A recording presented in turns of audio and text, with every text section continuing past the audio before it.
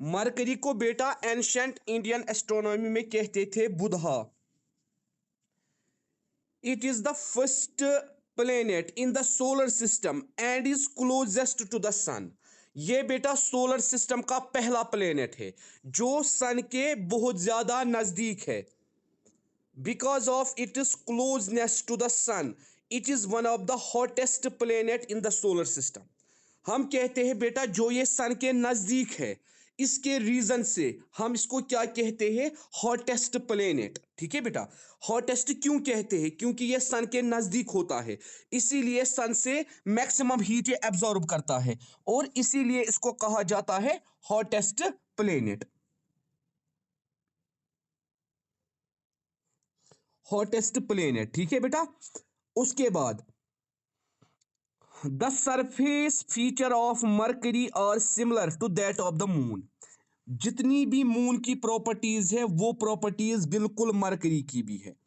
It has neither water nor atmosphere. यहां ना बेटा वाटर प्रेजेंट है मरकरी पे, ना एटमोस्फेयर। दैट इज वाई यहां भी लाइफ एग्जिस्ट नहीं होती है। Because of its extreme high pressure, temperature, lack of water and atmosphere, life is not possible. इसीलिए बेटा हम कहते हैं ये जो मरकरी है, ना वहां टेम्परेचर है, ना वहां वाटर है, ना वहां एटमॉस्फेयर है, इसीलिए लाइफ पॉसिबल नहीं है मरकरी पे। As mercury is closest to the sun, it is hidden most of the time. हम कहते हैं ये जो बेटा मरकरी है ये सन के नजदीक है, इसीलिए बहुत ज्यादा टाइम तक ये हिडन रहता है। सन इसकी लाइट को सप्रेस करता है, इसीलिए ये जो मरकरी प्लेनेट है बेटा ये क्या रहता है, हिडन रहता है most of the time in the glare और in the glare of the sun, sun के पीछे। However it is visible just just before sunset और जस्ट बिफोर सनराइज। ये विजिबल कब होता है, या तो बिफोर सनसेट या before sunrise. It appears like a bright star in the sky and is commonly called morning star or evening star। तो बेटा हम कहते हैं ये जो मरकरी है ये कब अपियर होता है स्काई में, ये स्काई में होता है बिफोर सनसेट या सनराइज। दैट इज वाई इसको हम क्या कहते हैं, मॉर्निंग स्टार और इवनिंग स्टार। अगर बिफोर सनराइज हुआ मॉर्निंग स्टार, अगर आफ्टर सनसेट हुआ या बिफोर सनसेट हुआ तो इवनिंग स्टार। तो याद रखिए बेटा, अगर आपको क्वेश्चन आएगा which planet is called morning star और इवनिंग स्टार, बेटा आप क्या आंसर लिखोगे, मरकरी। किसको बेटा हम बोलते हैं मॉर्निंग स्टार या इवनिंग स्टार, मरकरी को। As mercury is closest to the sun, it is hidden most of the time. और इसीलिए ये क्या रहता है बेटा, hidden. It is visible for 8 weeks just before sunset in the western sky. ये विजिबल होता है 8 वीक्स पहले, before sunset in the western sky, west part से। And then for another 8 weeks in the eastern sky just before sunrise. और 8 weeks पहले eastern sky से before sunrise. मतलब sunset में जब हम इसको देखते हैं ये तब कहां से होता है, वेस्टर्न स्काई से। और बेटा जब हम इसको सनराइज से पहले देखते हैं तब ये कहां से होता है, eastern sky. Mercury is a planet and not a star. ये भी आपको याद रखना है, मरकरी एक प्लेनेट है, स्टार नहीं है। However, as it is the first which appears in the morning or evening in the sky, मगर ये पहला होता है जो मॉर्निंग में या इवनिंग में पहले हमें नजर आता है। It has become customary to call it a star. इसीलिए बेटा हमने ये कस्टम बनाया है कि ये हमें पहले नजर आता है, इसीलिए हम इसको मॉर्निंग स्टार बोलते हैं। ये हमें शाम को पहले नजर आता है, इवनिंग स्टार।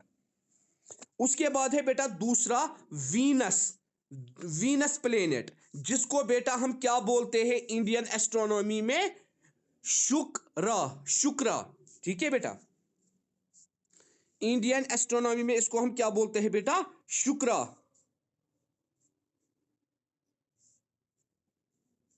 बेटा आपको आवाज आ रही है? बेटा आप मुझे लिसन कर रहे हो? चलिए बेटा ठीक है।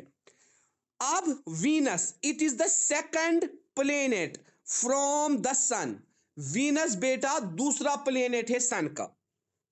Accept the sun and the moon, it outshines all the heavenly bodies and hence is the brightest and hottest planet. हम कहते हैं बेटा वीनस वो प्लेनेट है जो सारे हेवनली बॉडीज को ब्राइट बनाता है और हॉट बनाता है, सन और मून के बगैर। वीनस वो प्लेनेट है जो सारे हेवनली बॉडीज को ब्राइट बनाता है और बेटा हम कहते हैं हॉट बनाता है।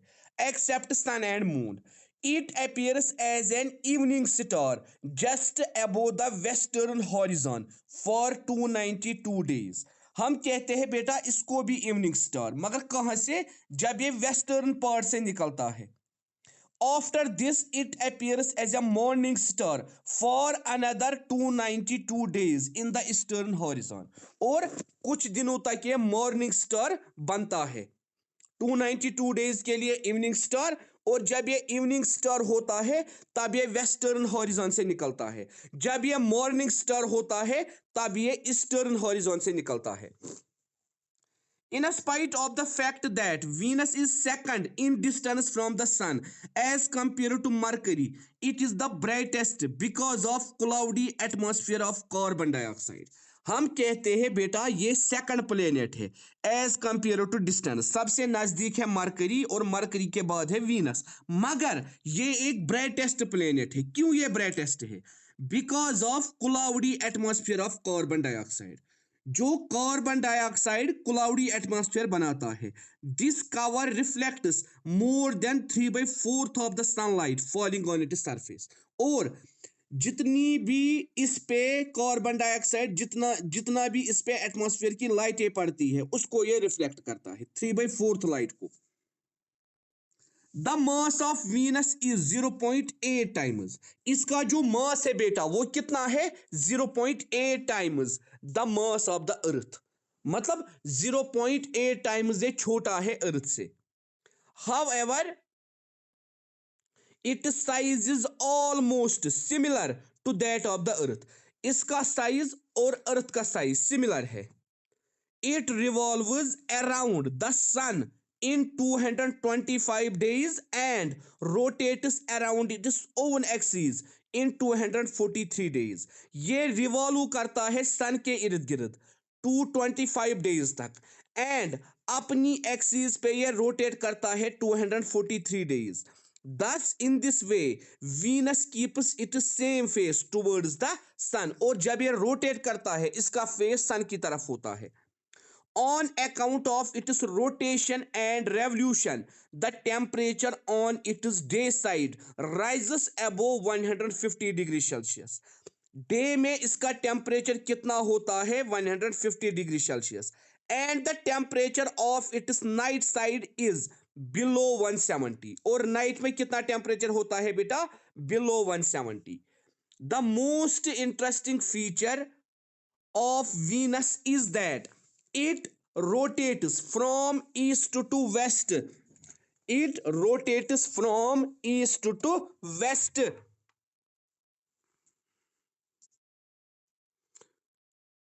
About its axes. ये दोनों डायरेक्शंस में रोटेट कर सकता है अपनी एक्सीज पे, ईस्ट से भी और वेस्ट से भी। Whereas all other planets rotate from west to east about their axes. मतलब वीनस एक ऐसा प्लेनेट है जो रोटेशन में बाकी प्लेनेट से डिफरेंट है। ये ईस्ट टू वेस्ट रोटेशन करता है, बाकी planets west to east rotation करते हैं। तो ये है बेटा दूसरी difference. It has a thick atmosphere of carbon dioxide. इसको बेटा क्या होता है? Thick atmosphere of carbon dioxide. मतलब इस पे एटमॉस्फेयर प्रेजेंट है और वो बहुत ही थिक है। Which contributes to its excessive day side temperature, जो बेटा इसका डे साइड टेम्परेचर बढ़ाता है। It has no water on its surface, मगर वाटर यहां भी प्रेजेंट नहीं है। No life is possible on Venus on the account of following reasons. Venus पे भी लाइफ पॉसिबल नहीं है। क्यों लाइफ पॉसिबल नहीं है, उसके रीजंस क्या क्या है। It is day side temperature is too high, क्योंकि दिन में यहां बहुत ज्यादा टेम्परेचर होता है। And night side temperature is too low, नाइट को यहां बहुत कम टेम्परेचर होता है। It has no water to sustain life, यहां वाटर प्रेजेंट नहीं है लाइफ के लिए। It has no oxygen in its atmosphere to sustain life, ना बेटा यहां ऑक्सीजन प्रेजेंट है।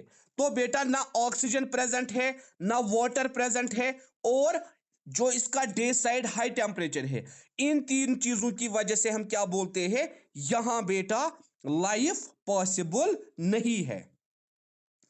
उसके बाद है बेटा प्लेनेट नंबर 3, अर्थ, पृथ्वी, जिसको हम बेटा बोलते हैं पृथ्वी, अर्थ। एंशियंट इंडियन फिलॉसफी में इसको क्या बोलते हैं बेटा, पृथ्वी। Earth is the third planet from the sun, Earth हमारा तीसरा प्लेनेट है। It has one natural satellite the moon, इसका एक नेचुरल सैटेलाइट है जिसको हम बेटा क्या बोलते हैं, moon. The Earth is the only planet in the solar system on which life exists, Earth एक ऐसा प्लेनेट है सोलर सिस्टम का जहां लाइफ एग्जिस्ट होती है। On account of correct distance from the sun, क्योंकि ये सन से एक अच्छी डिस्टेंस पे है, एक अच्छी दूरी पे है। Correct temperature and the presence of air, water and soil, और अर्थ पे बेटा एयर पाया जाता है, वाटर पाया जाता है, और सॉइल पाई जाती है। उसके बाद बेटा हम कहते हैं साइज ऑफ द अर्थ, जो हमने ऑलरेडी पिछले लेक्चर्स में भी पढ़ा है। The Earth is not a perfect sphere, Earth जो है ये पूरा गोल नहीं है, ये सर्कुलर नहीं है। It is somewhat flattened at the poles and bulging at the equator, ये फ्लैटनेड है, ये बल्जड है, जैसे अंडे की शेप होती है। बेटा क्या अंडा पूरा सर्कुलर होता है, नहीं। The average diameter of the Earth is 12800 kilometres, ये इसका एवरेज डायमीटर है। The circumference of the earth at the equator is 40 kilometre approx 40,000 kilometre approximately. The mass of the earth is estimated to be around 5.98 into 10 raised to power 24 kg. It's surrounded by an atmosphere of 20.9% oxygen, nitrogen 78%, and other gases 1%. The atmosphere extended to a height of 200 kilometers from the surface of earth. तो हम कहते हैं अर्थ से atmosphere कितनी दूरी पे है बेटा, 200 किलोमीटर्स। और अर्थ में कौन कौन से गैसेस पाए जाते हैं अर्थ के एटमॉस्फेयर में, ऑक्सीजन 20.9%, नाइट्रोजन 78.3%, जो बाकी गैसेस है 1%। The motion of earth around the sun is called revolution, जो मोशन करता है सन जमीन के इर्द गिर्द, इसको हम क्या बोलते हैं बेटा, इसको हम बोलते हैं revolution. It revolves around the sun at a distance of 150,000 kilometres approximately in nearly circular orbit. तो ये जो रोटेशन होती है ये सर्क्यूलर ऑर्बिट में होती है। It takes 365.25 days to complete one revolution around the sun. तो हम कहते हैं 365.25 days, मतलब 365 दिन और आधा दिन, इतना टाइम लगता है। किसको बेटा, इतना टाइम लगता है एक रेवल्यूशन करने में अर्थ को around the sun. The earth spins about its own imaginary axis like a top from west to east, ये भी किस डायरेक्शन में रोटेशन करती है, west to east. This motion of earth about its own axis is called motion of rotation, जो ये अपनी axis पे मूव करती है इसको हम बोलते हैं rotation. The earth completes one rotation about its own axis in 24 hours. कितने टाइम तक ये बेटा रोटेशन करती है? 24 आवर्स तक, मतलब 24 घंटों तक। तो कल हम बेटा पढ़ेंगे formation of day and night, मगर आप क्या काम करोगे, आप वीडियो मोड ऑन करोगे और एक एक करके कॉपी दिखाओगे। मैंने आपको कहा था मैं कॉपी